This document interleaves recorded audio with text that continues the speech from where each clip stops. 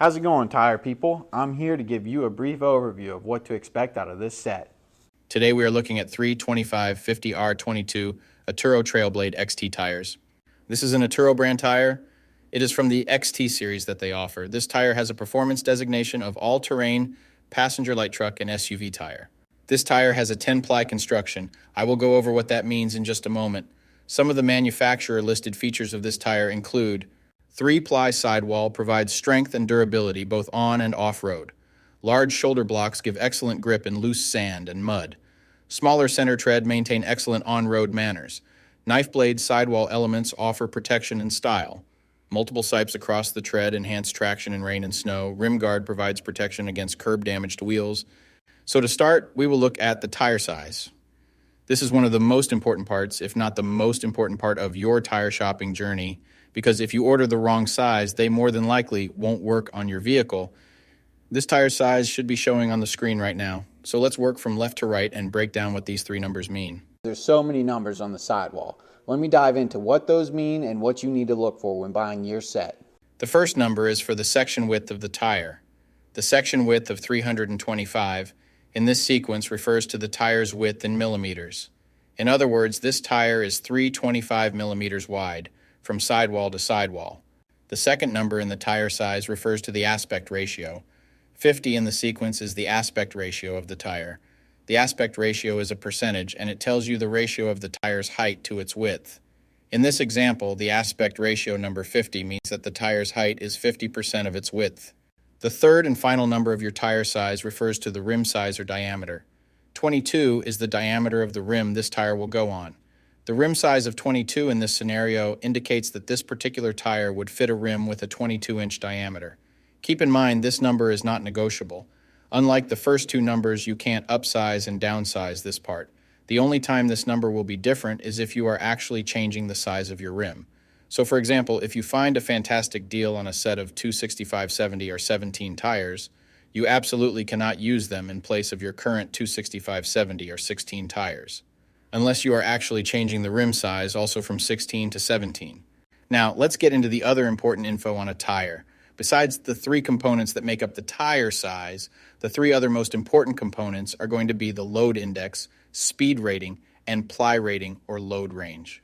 33 this, 285 that, 121 this. What the heck does it all mean? Let me tell you what they mean right now. So this is where it gets a little more tricky.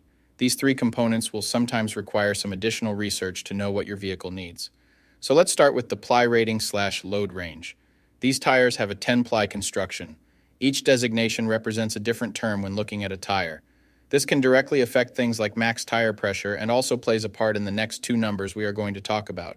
When in doubt of the rating your vehicle requires, in most cases it is safe to go with the same rating your vehicle currently has, as long as it was replaced with the correct spec of tire last time they were replaced. Now let's talk about the other two components, load index and speed rating. Next to your tire size, you will see a number and letter combination like 122S. The number 122 is the load index. This is the number relative to the weight capacity of the tire. The higher the number, the greater the load carrying capability of the tire. Load index ranges from 0 to 150. If you are replacing your tires, they have to be the same or higher load index, never lower. For example, if your current load index is 122, a tire of the same size with a load index of 125 would work for you, but not a tire of the same size with a load index of 119. If you replace your tires and the new ones have a lower load index, the tire has a higher likelihood of bubbling and eventually blowing out. So make sure you pay attention to this when buying your set. So for the tire we are looking at today, the load index of 122 represents a weight capacity of 3,307 pounds. For my metric system using friends, that would be a capacity of 1,500 kilograms. Located next to the load index we just talked about, there is a letter. The letter S is the speed rating for this tire.